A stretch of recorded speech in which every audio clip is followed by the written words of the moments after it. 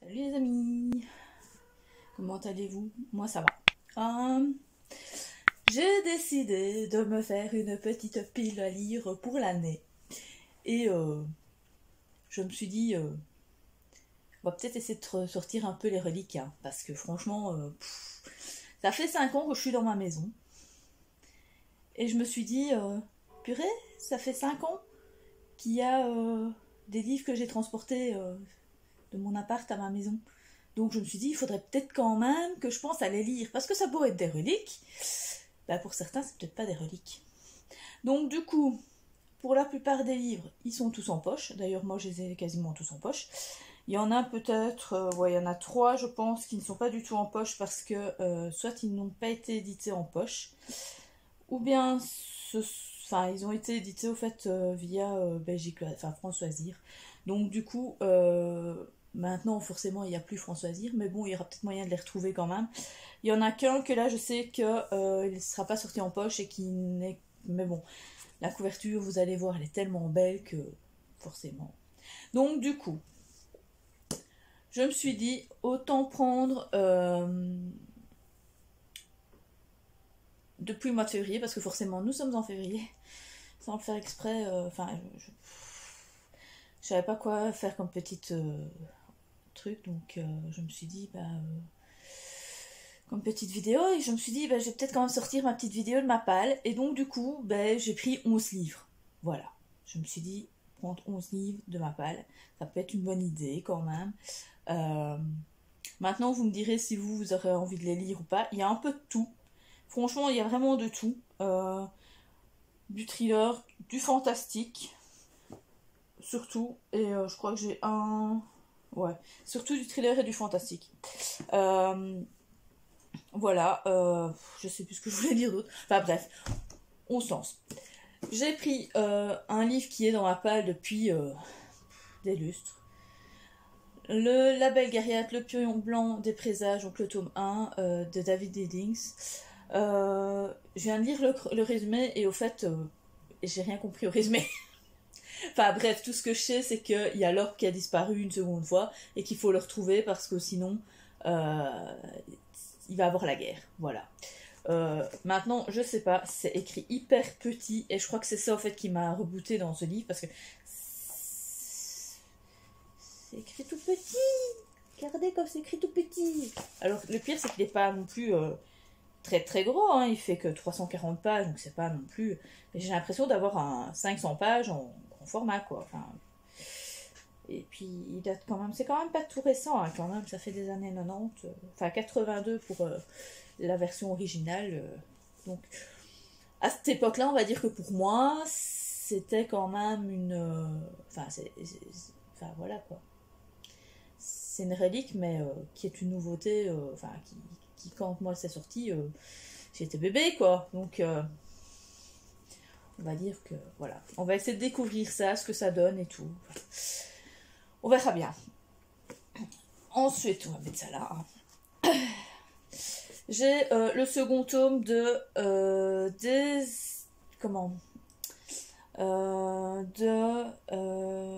la trilogie au fait de Mickey Bolitar. Donc Harlan Coben au fait avait fait donc une série sur Myron Bolitar qui est terminée maintenant. Il commence d'ailleurs une nouvelle série avec son acolyte, j'ai oublié, que j'adore en plus énormément, enfin bref. Et il a fait une petite série qui est plus jeunesse au fait, qui est vraiment sur Mickey Bolitar, donc qui est son neveu, qui a 16 ans et qui veut découvrir ce qui s'est passé au fait, pourquoi son père est mort. Et en même temps, il apprend qu'une de ses copines a été enlevée. Donc du coup, voilà. Donc j'ai décidé de prendre à quelques secondes près. Ça fait un petit temps qu'il est dans ma pile. Ça fait pas super longtemps qu'il est dans ma pile, mais ce livre est sorti il y a quand même quelques années.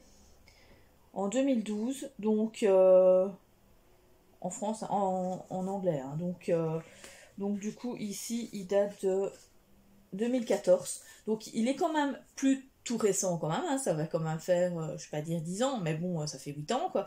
Donc ça fait quand même déjà une petite paye de temps qu'il est sorti.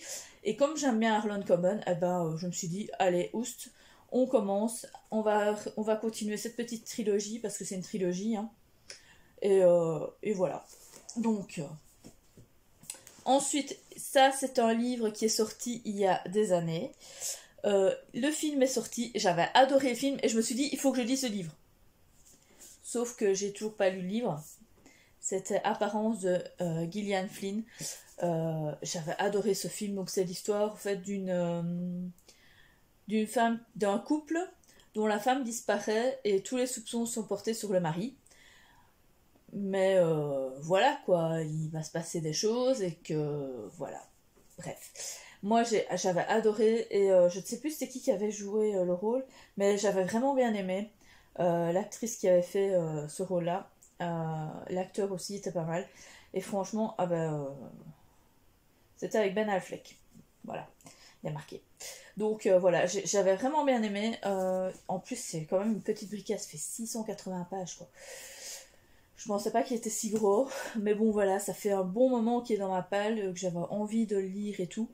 Et je l'ai jamais sorti, je sais pas pourquoi. Pourtant, voilà quoi, c'est du thriller, donc j'ai vraiment une hype de dingue pour le lire. Ensuite, un autre livre qui est dans ma palle depuis ad vitam aeternam, c'est le Steve Berry, c'est le tout premier au fait de la saga de Cotton Malone, donc l'héritage des Templiers, donc c'est sur les Templiers. Donc voilà, je ne sais pas plus que ça de quoi ça parle, si ce n'est que ça parle des Templiers. Petite histoire, c'est que au départ, je me suis dit, je vais prendre un livre. J'avais lu un livre qui était génial, que j'avais bien aimé en historique et tout. Et je dis, oh ben je vais prendre la suite et tout. Sauf que c'était pas le même auteur. Donc je me suis pris tous les Steve, enfin pas tous, mais une grosse partie des Steve Berry. J'en ai facile 6 ou 7 de Cotton Malone. Alors qu'au fait, c'était pas de lui que j'avais acheté. Enfin que au départ, j'ai pas, voilà quoi, que c'était pas de lui quoi, c'était d'un autre. Mais j'aimerais quand même bien savoir quand même ce que ça donne parce que Steve Berry est quand même super connu. Il est reconnu quand même pour être l'un des meilleurs dans sa catégorie en historique. C'est aussi une grosse bricasse qui fait 620 pages, qui est quand même... Alors, quand je vous dis... Oh, il y a même une carte. Oh, il y a une petite carte du sud de la France. Bah oui, parce que ça se passe dans le sud de la France à un moment. Je sais pas de quand c'est sorti. C'est quand même sorti en 2007 chez Cherche Midi. Donc ça date quand même quoi. C'est pas tout récent quand même. Mais j'ai les autres. Donc si ça me plaît bien, au moins j'aurai déjà la suite. Je me dis que voilà. Mais il faut que je la sorte quoi. Enfin, il n'y a rien à faire quoi. Voilà. Alors ensuite j'ai un autre enfin une autrice que ça fait un bail que je voudrais bien lire, c'est Elizabeth George, La Ronde des mensonges, que j'ai de Pocket, que j'ai aussi depuis des années. Il a déménagé avec moi. Je sais pas de quoi ça parle, je n'ai même pas lu, mais bon, c'est un Elizabeth George, c'est un thriller, sûrement un peu domestique. Ouais, on parle d'un fils drogué, repenti, sa sulfureuse femme, des sœurs jumelles instables. On va découvrir des secrets de famille, donc ça peut être pas mal. Enfin, je pense que ça peut être pas mal. Euh, je me suis dit, allez, ça fait un petit temps qu'il est dans ma palle. C'est quand même une grosse bricasse qui fait quand même 800 pages. 800 pages. Mais il faut que je les sorte à mes bricasses. C'est pour ça aussi que ça ne va pas. Je ne les sors pas. Donc voilà, ici il est sorti, je ne sais pas il y a combien de temps. 2012, auprès de la Cité. Donc ici, ça peut plus récent, 2013. Donc ça fait quand même déjà quasiment 10 ans qu'il est sorti en poche. Il est plus que temps que je le lise. Willow, qui est en train de jouer. Donc voilà, je me dis qu'il faudrait peut-être que j'essaye au fait quand même un Elizabeth George. On m'en a dit pas mal de bien, donc voilà, je ne connais pas du tout. Si vous connaissez, dites-moi. Hein. Ensuite, là, ce sont pas des poches du tout, mais qui sont peut-être bien sortis en poche. Je n'en sais rien. Celui-là, c'est sûr, il n'est pas sorti en poche. Donc, c'est celui que je vous disais. C'est la 25e heure de Feldrik Riva aux éditions L'Homme sans nom. Regardez cette couve complètement magnifique. Et cette 4e de couve. Au fait, ça fait des années qu'il est dans ma palle. Je l'ai acheté en plus, il est dédicacé et tout. Hein. Je l'ai acheté à la foire du livre quand il est sorti, je ne sais pas. En 2015, donc à mon avis c'est 2015 ou 2016, hein, bref, ça fait déjà une plombe hein, dans l'histoire. Je pense qu'en plus Feldrik Riva a sorti d'autres livres depuis, je pense. Voilà. Au fait, c'est une duologie, hein, ça va avec le chrysanthème noir. Alors, ce qui me fait un peu peur, au fait, c'est que c'est une policière fantastique, c'est une aventure policière et fantastique, mais qui est un peu steampunk. Et je pense que le steampunk, ben, c'est pas trop mon style, j'ai jamais vraiment essayé. Voilà, je sais pas du tout de quoi ça parle, vraiment, si ce n'est que ça se passe en décembre 1888. C'est au moment où on a commencé à édifier la tour Eiffel. Et il se passe des choses un peu particulières et tout. Et donc du coup, il y a des morts, il y a des fantômes, je sais pas exactement. Enfin, il me tentait quand il me l'a vendu avec j'avais des petites paillettes dans les oreilles, dans les yeux, j'avais des petits papillons dans le ventre parce que je me dis, oh, il a l'air trop bien. Et je l'ai pas lu. C'est pas bien, mais c'est pas bien. Mais celui-là, je veux vraiment le lire parce que franchement, depuis le temps qu'il est dans ma palle, non, il faut que je le dise. Mais celui-là, je sais, vous le trouverez pas en livre de poche, ça c'est certain. Donc, à part le prendre dans L'Homme sans nom, voilà quoi. Bref. Ensuite, ici, j'ai une bricasse de chez Bricasse, hein, je vous dis que ça. C'est le dernier brûleur d'étoiles qui a été édité au fait par France Azir dans Nouvelle Plume. Ça fait aussi une éternité qu'il est dans ma palle. C'est une vraie bricasse de 850 pages encore. Celui-là, je sais pas s'il est sorti en livre de poche, j'en sais strictement rien. Je pense même qu'il y avait une suite. Mais je sais pas du tout, je sais même plus de quoi ça parle en fait. Vraiment plus du tout. Je sais plus. Je sais que ça m'avait bien. Enfin, que l'intrigue m'avait intéressée. On en a beaucoup parlé quand il est sorti. C'est sorti quand même en 2015. On en avait quand même pas mal parlé quand même à cette époque-là. C'était sorti chez un autre éditeur, bien sûr. Je pense qu'il était sorti chez un autre éditeur, mais je suis pas certaine. Il a été, je pense, réédité après. Je pense qu'il a été réédité après, mais je ne sais plus chez qui. C'est un truc quand même. C'est une histoire quand même young adulte, hein, donc fantastique. Avec voilà. On va voir ce que ça va donner. Il faut que je me lance, comme tous les livres dans lesquels je dois lire. J'ai plus de place. Ensuite, j'ai une autre bricasse, mais là c'est une intégrale, donc je ne vais lire que le premier tome. Si le premier tome me plaît, on lira la suite. C'est Oraison de Samantha Bailey, ici qui est aussi de chez Belgique Loisirs, enfin Françoisir, avec une tranche et la couverture, elle est trop bien. Donc ils avaient pris la couverture initiale du tome 1. Ils en ont fait une intégrale. Alors c'est écrit hyper petit, mais alors le pire, c'est que c'est des mini-feuilles. Des toutes petites feuilles de cigarettes. Donc ici, je me suis dit, je vais prendre la première partie, qui fait quand même 330 pages.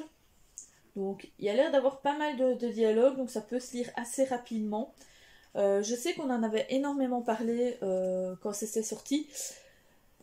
C'est par rapport aux morts, donc je sais plus exactement qu'est-ce qui se passe.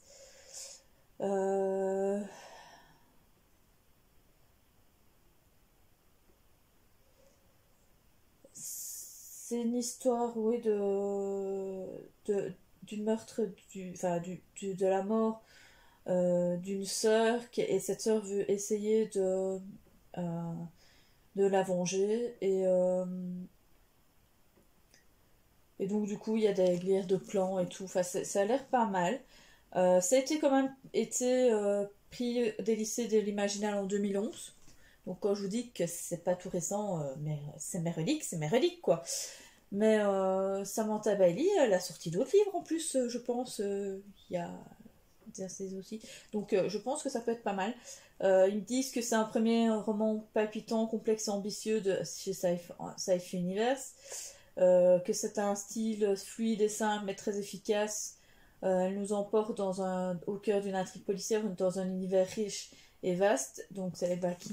Donc franchement, ça peut être pas mal. Je sais que ça avait été un grand coup de cœur pour certains à cette époque-là, quand c'est sorti. Donc voilà, on va voir. Ensuite, un autre que j'ai acheté aussi chez chez Françoisie, c'est le James Bond Déclic Mortel, donc de Anthony Horowitz. Je suis une fan de James Bond et Horowitz, j'avais bien aimé. En fait, il avait fait une réécriture, enfin, il n'a pas fait une réécriture, mais il avait poursuivi entre guillemets.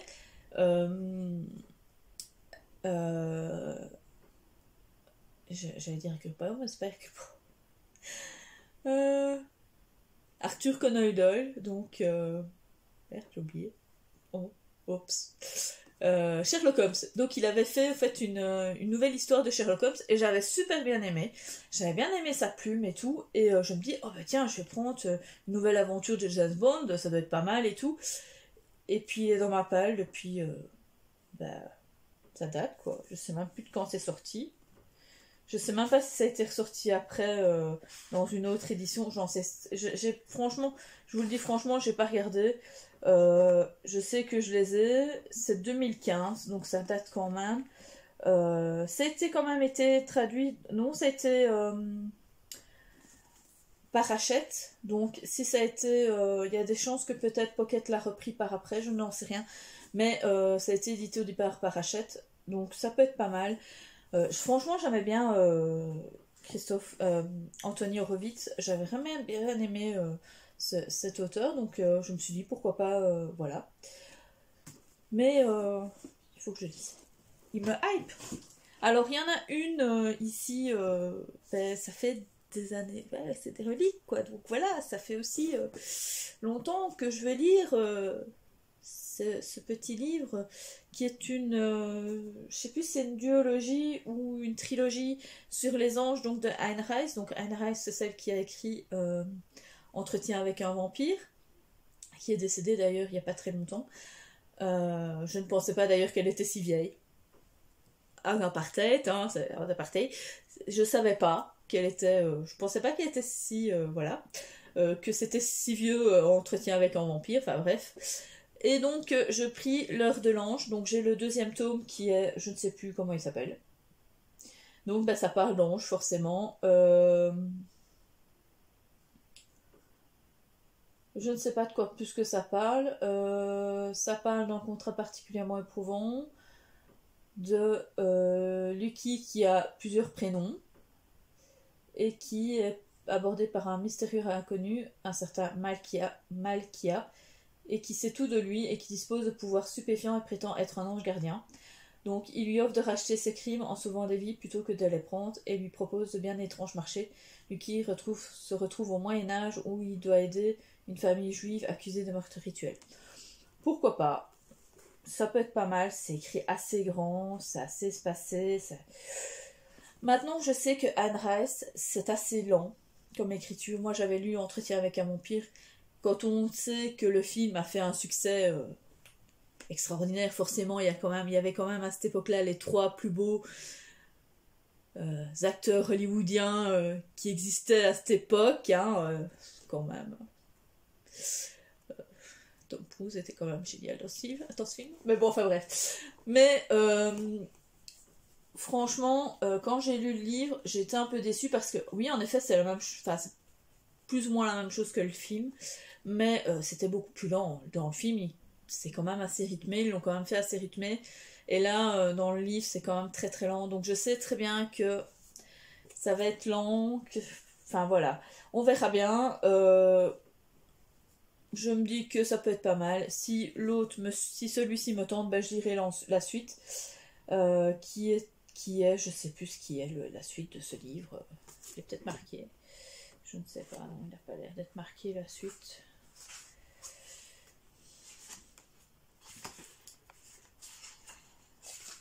Non, il n'est plus marqué. Je sais que c'est un truc avec l'ange aussi, mais je ne sais plus. Enfin bref. Et le dernier livre que j'ai choisi dans ma palle de mettre, c'est Tu et moi d'Edmond Permija. C'était aussi une nouvelle plume, donc chez Franche Choisir. Je ne sais pas pourquoi, c'est un polar thriller domestique qui m'avait hyper hypé à sa sortie. Je ne sais pas du tout s'il a été par après réédité, je n'en sais rien du tout, je sais vraiment pas. Et je me suis dit, allez, il est dans ma palle, ça fait un bail qu'il est là, on va essayer de le lire. Il fait quand même 540 pages, et donc c'était sorti pour plus ou moins avoir en 2015, donc ça date aussi, ça fait 7 ans. Il est plus que temps. Je sais que c'est pas vraiment un truc, je sais que certains livres sont quand même des...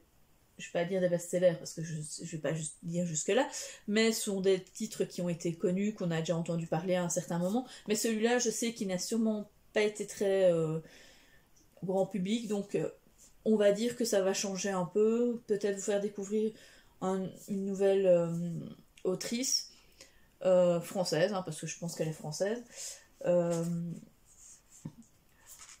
Et pourquoi pas, peut-être trouver par après. Il doit sûrement être trouvable quelque part sur internet et tout. Il y a moyen, à mon avis. Donc voilà. Je vous ai fait donc cette belle petite palle de 2022. J'espère que ça vous a plu. Qu'il y a peut-être des titres qui vous intéressent réellement. Dites-moi en commentaire si vous voulez peut-être faire une lecture commune. On ne sait jamais que vous les ayez aussi comme reliques dans vos palles. Hein. On ne sait jamais qu'il y aurait l'un ou l'autre titre qui vous hyperait plus que d'autres et que vous vouliez avoir mon avis plus rapidement. Enfin, franchement, dites-moi, est-ce que cette vidéo vous a plu aussi? Dites-moi tout. Et je vous dis à plus. Salut!